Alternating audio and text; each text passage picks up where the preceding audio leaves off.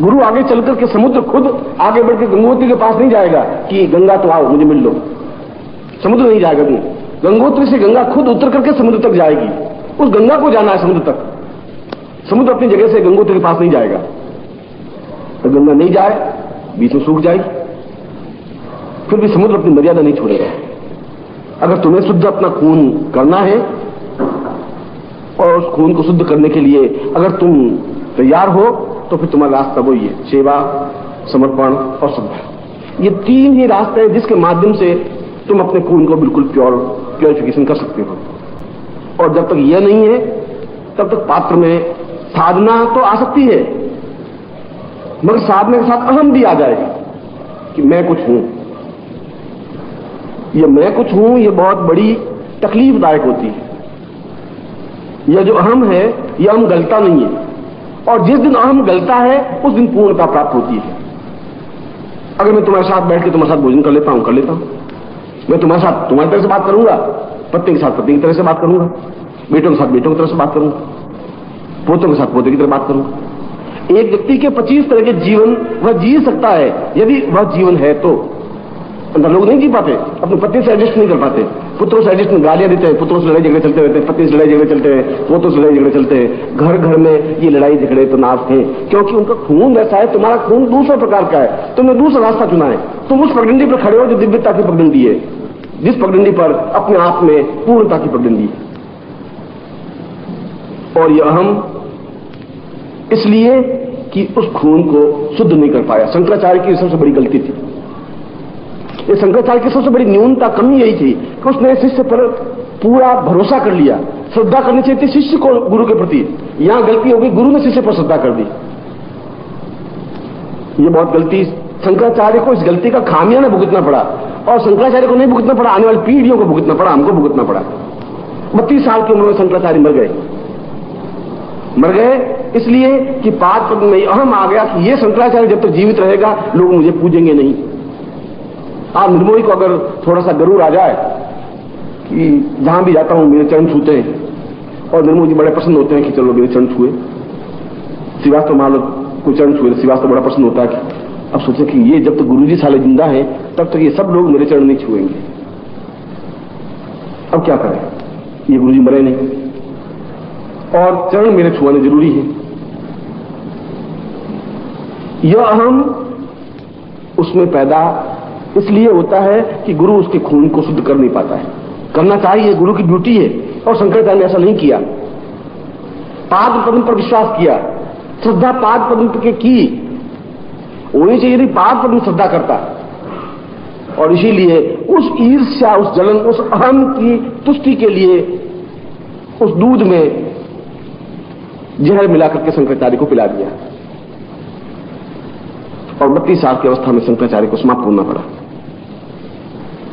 बहुत छोटी सी उम्र में ईसा मसीह को सूली पर टंगना पड़ा। अपने शिष्य की वजह से छुपे हुए ईसा मसीह को शिष्य ने राजा को कहा कि ईसा वहां छुपा हुआ है। शिष्य ने गद्दारी की इसलिए कि ईसा ने गलती की, और यह गलती इसलिए हुई कि हमारा दर्शन का आधार क्षमा हो गया, हमारा दर्शन का आधार विश्वास हो गया। हमारे वेद और शास्त्र ने कहा कि वीरों का भूषण क्षमा है, क्षमा वीरस्य भूषणम। मैं सोचता हूं कि क्षमा वीरों का सबसे बड़ा पाप है, सबसे बड़ा अपराध है। अगर सामने वाला थप्पड़ मारता है तो उसको 20 थप्पड़ ऐसी मारी जाए कि वो जिंदगी में एहसास कर सके प्राण करने वाला कोई है। अगर ऐसा करता है तो गुरु है, अगर ऐसा नहीं करता तो गुरु नहीं है। क्षमा तो कायक बुजली है, पापियों के साथ क्षमा नहीं की जा सकती, अपराधियों के साथ क्षमा नहीं की जा सकती, गंदे और घटिया लोगों के साथ क्षमा नहीं की जा सकती। वह उस भाषा को समझते ही नहीं है, क्षमा की भाषा को नहीं समझ पाएंगे, प्रहार की भाषा समझ पाएंगे। शंकराचार्य ने यही गलती की, और वे केवल अपनी जिंदगी में यदि वो 10 साल 15 साल और जिंदा रहते तो मैं सोचता हूं कि एक बहुत बड़ी क्रांति सी ला पाते, और क्रांति इतनी तीव्र होती कि बीच में भक्ति काल नहीं आता।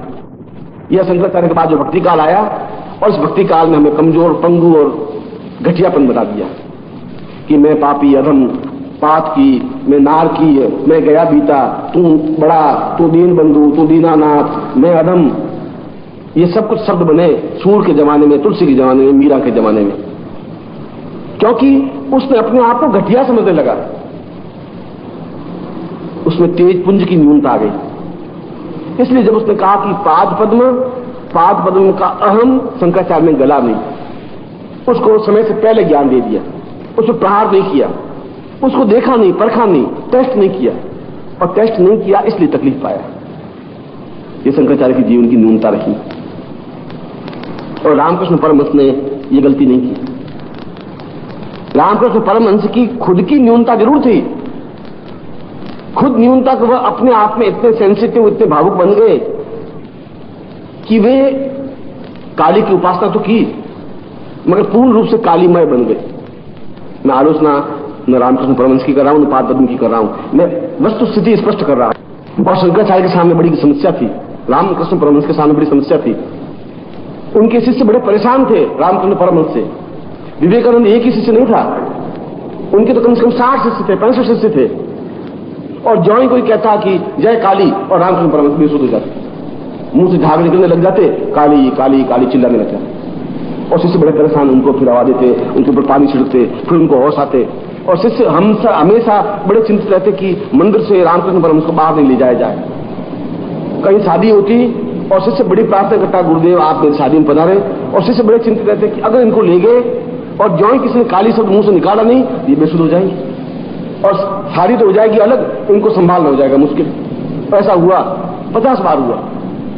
इसलिए उनको ले जाना बड़ा डिफिकल्ट रहा। जहां भी कोई 4 आदमी बैठे, 25 आदमी बैठे, रामकृष्ण परमहंस प्रवचन कर रहे हैं और जो काली मैया की जय, और वही रुक जाते, मुंह से झाग निकल जाते और वो बिल्कुल खो जाते उस काली में, और मैया काली बस ऐसा एकदम से ऐसा लीन हो जाते। ये उनकी तुरीयावस्था थी।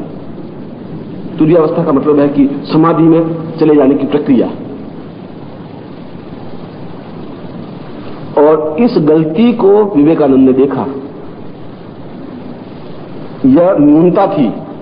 वे अपने आप में तो उच्च कोटि के योगी थे, परमहंस थे, मगर वो परमहंसता दूसरों को देने में समर्थ नहीं थे। यह उनकी न्यूनता थी। थे और दे दोनों अलग अलग चीजें हैं।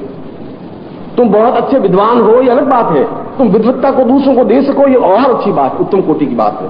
यह न्यूनता बुद्ध में थी। बुद्ध खुद बहुत बुद्धत्व प्राप्त थे, मगर वो ज्ञान देने में असमर्थ थे। महावीर अपने आप में उच्च कोटि के ज्ञानी थे, मगर वो अपनी बात को दूसरों के गले उतारने में सक्षम नहीं थे। और रामकृष्ण परमहंस पूर्ण परमहंस थे, मगर अपने चिंतन को, अपने ज्ञान को उतारने में सक्षम नहीं थे। और यह न्यूनता विवेकानंद ने देखी और उन्होंने उस रास्ते को थोड़ा सा बदला और राजयोग निकाला। विवेकानंद का राजयोग आपने पढ़ा होगा। और रामकृष्ण परमहंस ने बड़ी चतुराई की। उसने उसके कुंडलिनी के 3 चक्र जागृत किए। 7 चक्रों में 3 चक्र जागृत करने के बाद कहा कि अगले चक्र मैं अपनी मृत्यु के आसपास तेरे जागृत करूंगा, पहले नहीं। अब विवेकानंद बड़े ही परेशान, बड़े ही व्याकुल, क्योंकि उन 3 चक्रों के जागृत करने का आनंद तो प्राप्त किया, मगर पूर्ण आनंद तो 7 चक्र जागृत करने पर ही होता। बड़े विवेकानंद परेशान, कैसे हो, क्या हो, इस आगे के चक्रों को जागृत कैसे किया जाए। और रामकृष्ण परमहंस समझ रहे थे कि अगर जागृत किए तो मेरी तुरीयावस्था में आ जाएगा, और तुरीयावस्था में आ जाएगा तो मैं अपने ज्ञान को जब व्यक्त नहीं कर पाऊंगा, ये भी ज्ञान को व्यक्त नहीं कर पाएगा, समस्या आ जाएगी, मेरा ज्ञान मुझे में सिमट के रह जाएगा। इसलिए रामकृष्ण परमहंस का पूरा ज्ञान विवेकानंद के मुंह से उच्चरित हुआ। रामकृष्ण परमहंस अपने ज्ञान को नहीं दे पाए, और रामकृष्ण परमहंस की जो अनुभूतियां थी, जो ज्ञान था, जो चेतना थी, जो साधना थी, जो काली की उपासना थी, वो विवेकानंद के मुंह से निश्चित हुई। एक प्रकार से रामकृष्ण परमहंस का मुंह थे विवेकानंद। इसलिए उसने जो प्रश्न किया है कि हम किस तरीके से, किन युक्तियों से पाद पद्म नहीं बने। तुम पाद पद्म नहीं बन रहे हो। गुरु को चाहिए कि तुम्हें पाद पद्म नहीं बनने दे। तुम चाहे कितनी आरजू करो, कितनी मिन्नतें करो, कितनी चापलूसी करो, तुम कितने पांव पछाड़ो, पर गुरु को सावधान सतर्क है तो तुम्हें प्रहार करे। देखिए, तुम्हारा टेस्ट करे, क्योंकि उसको तुम्हें बनाने में 3 सेकंड लगेंगे। अगर मेरे पास 5 लाख रुपए हैं तो तुम्हें लखपति बनाने में मुझे 5 मिनट लगेंगे, उसमें मुझे टाइम नहीं लगेगा। सिर्फ उस 5 लाख में से 1 लाख रुपए तुम्हारी जोड़ी में डाल देने, तुम लखपति बन जाओगे। और तुम्हें लखपति बनना तुम्हारे लिए तो बहुत बड़ी बात हो जाएगी। तुम 1-1 रुपया कमा करके लखपति इस जिंदगी में नहीं बन सकते, मगर यदि गुरु चाहे तो तुम्हें लखपति बना देगा। इतना ही करना पड़ेगा कि उसको अपनी जेब से 1 लाख रुपए निकाल के तुम्हें जोड़ी में टांगना है। मगर उसके लिए पहले ये देख ले कि ये दुरुपयोग तो नहीं करेगा, क्योंकि अनायास जो चीज प्राप्त होती है, बिना परिश्रम के जो चीज प्राप्त होती है, उसका मूल्य और महत्व शिष्य समझ नहीं सकता, उसको आंक नहीं सकता, उसमें गरूर आ जाएगा और वह गरूर गुरु के लिए बहुत घातक हो जाएगा, दुखदायी हो जाएगा।